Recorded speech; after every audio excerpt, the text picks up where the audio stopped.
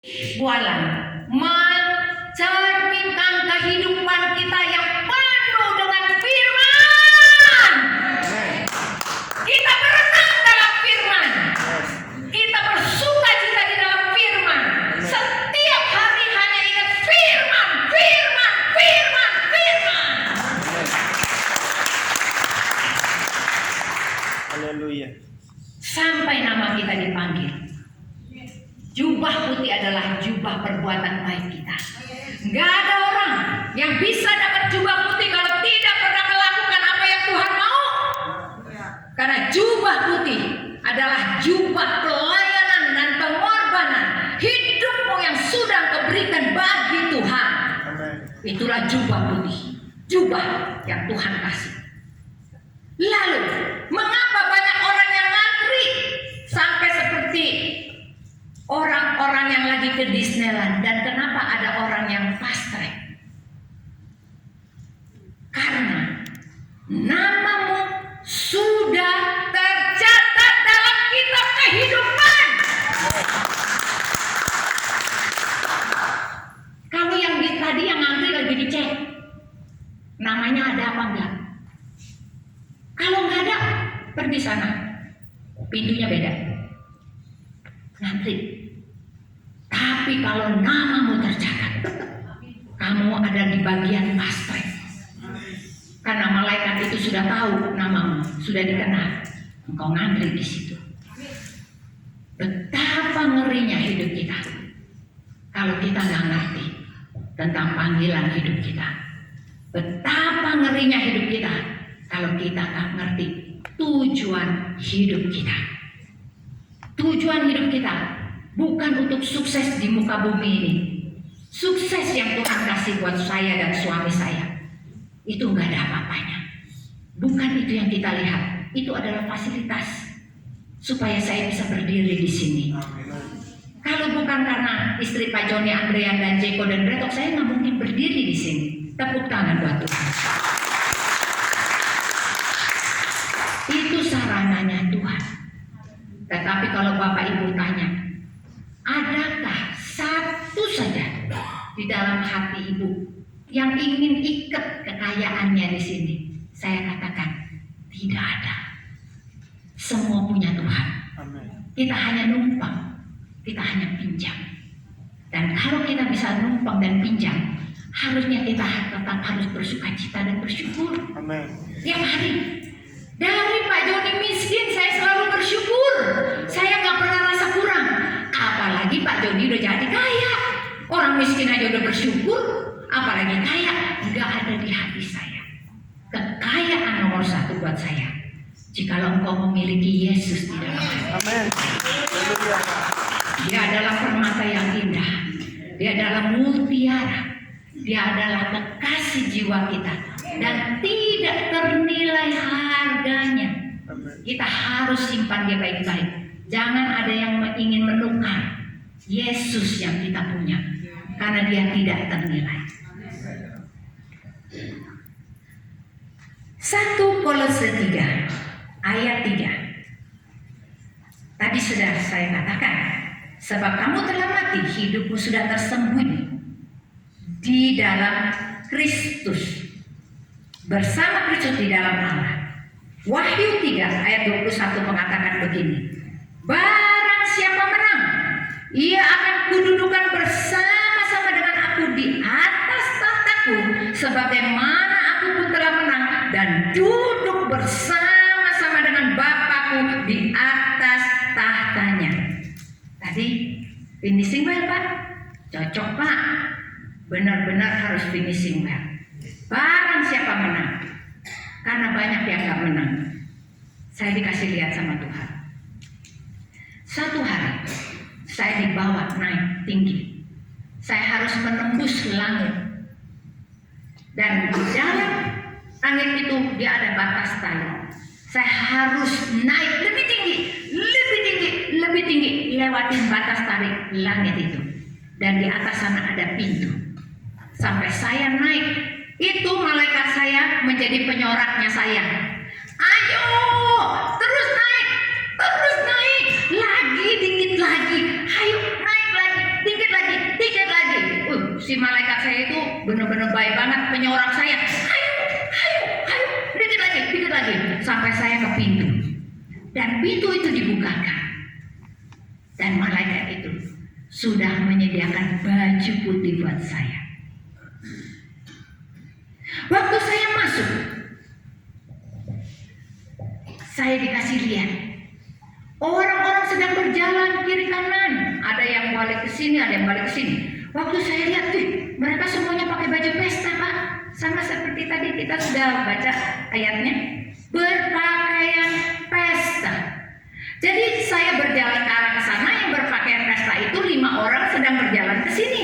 Saya lihat, wow, bajunya bagus sekali berpakaian pesta. Dan saya harus ikutin malaikat tadi. Ditunjukkan ruangan. Waktu saya masuk ke dalam ruangan itu, di sana terdapat meja pendaftaran, meja perlombaan, dan satu meja lagi ternyata meja mahkota. Wah, mahkotanya banyak banget. Benar, serius, saya udah lihat.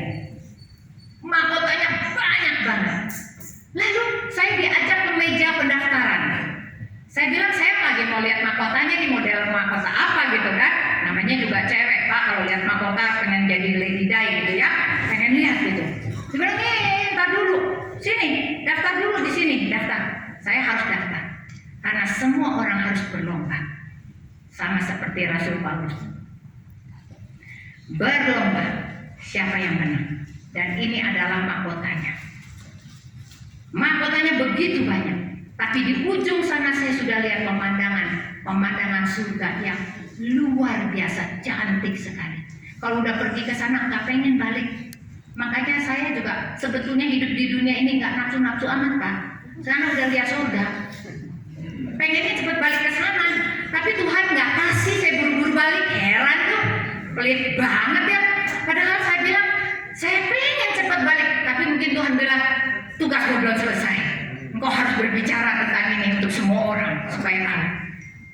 Jadi itu meja perlombaan benar ada, Pak. Pendaftaran dan mahkota. Lalu saya diajak keluar. Tiba-tiba yang 5 orang tadi balik lagi. Kan saya udah keluar, berarti arah balik dong ya.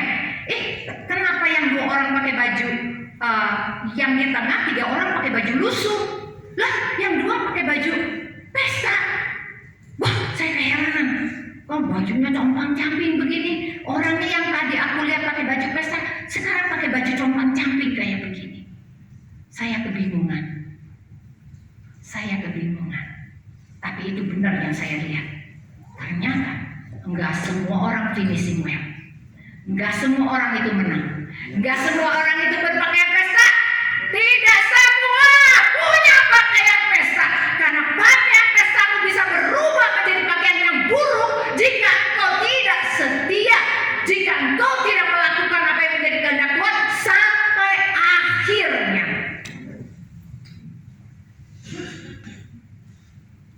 Firman ini tidak bohong. Saya sudah dikasih lihat.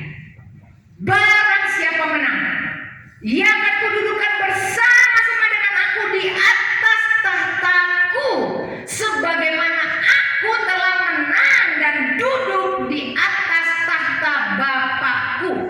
Berarti kita akan memerintah bersama-sama dengan Tuhan Yesus pada masa kerajaan 1000 tahun nanti. Kita akan memerintah bersama dengan Dia. Jadi kita harus sungguh-sungguh sekarang. Itu yang memotivasi saya. Saya tidak perlu jabatan, tetapi saya cuma ingin menjadi saksinya Tuhan. Saya ingin bersaksi kemana saja tentang kebenaran ini. Lalu saya mulai bertanya, Tuhan, apa cuma Engkau bicara cuma sama aku saja? Kenapa Engkau tidak bicara kepada yang lain? Yudas 1 ayat 20. Allah Kudus engkau mati, benar-benar mati. Kita manusia hidup, tapi sebetulnya kita mati.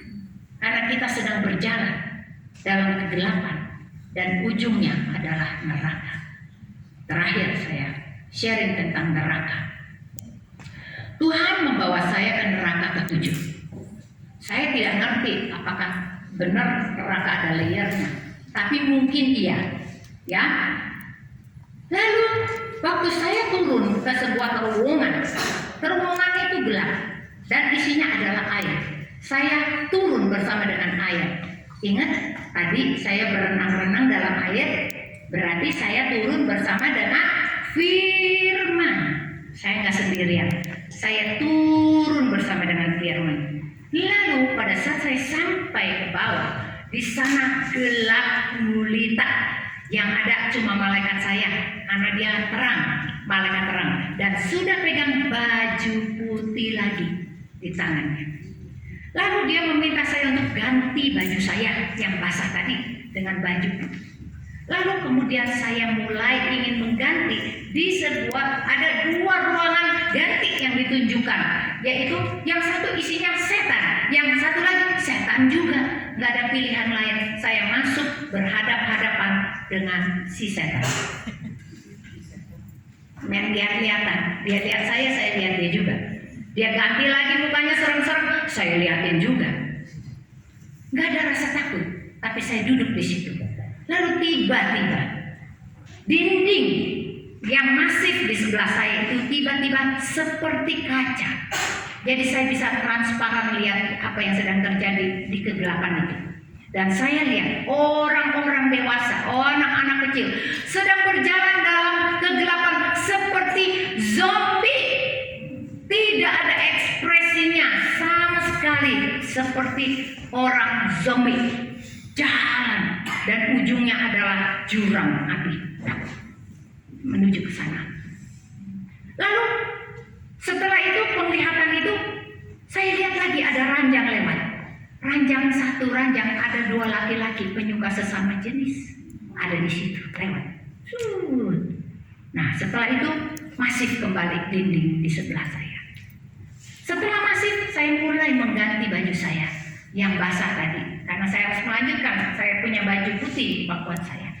Waktu saya pegang kerah atas saya, tiba-tiba dari dada saya keluar huruf besar sekali, kebenaran.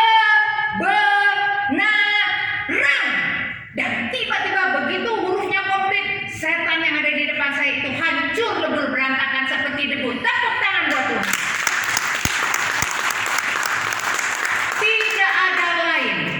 Yang bisa mengalahkan iblis kecuali kebenaran. Kebenaran dalam pikiranmu, kebenaran dalam matamu melihat apa yang kau lihat. Pada saat kita melihat, apakah kita melihat yang kudus atau yang tidak kudus? Kebenaran dalam mulutmu, apakah engkau membalas caci maki dengan caci maki atau engkau membalas justru dengan kebaikan? Kebenaran dalam telingamu, apakah engkau setia ingin mendengarkan firman Tuhan? Dan apakah kebenaran dalam hatimu, dalam engkau membalas kejahatan dengan kebaikan? Dan kebenaran dalam tanganmu dan kakimu berjalan, semuanya lurus mengikuti apa yang Tuhan mau, tidak ke kiri, tidak ke kanan. Itu namanya kebenaran. Setelah itu saya melihat diri saya sudah berpakaian putih. Dan saya lihat ada cincin di tangan saya besar. Dan ada sepatu perak di kaki saya. Dan malaikatnya itu lagi betulin sepatu perak saya yang satu. Saya lagi dia nunduk-nunduk di situ. Saya tanya sama dia, ini kenapa sepatunya harus dibetulin? Saya polos-polos aja gitu. Saya tanya, dia bilang supaya kamu enak berjalan di neraka ke-7. Bayangkan Bapak Ibu, saya harus berjalan di neraka ke-7. Saya tanya, siapakah mereka Tuhan? Siapakah mereka Tuhan? Siapa yang aku harus berjalan di neraka ke-7? Tuhan menjawab, mereka adalah orang-orang yang masih hidup, tetapi mereka jiwanya sudah menuju ke neraka. Saya harus kabarkan ini untuk mereka semua, supaya mereka boleh selamat. Ternyata Tuhan kasih saya baju putih, Tuhan kasih saya otoritas cincin meterai, Tuhan kasih saya sepatu perak, supaya saya rela melangkah kemana saja Tuhan tunjuk. Saya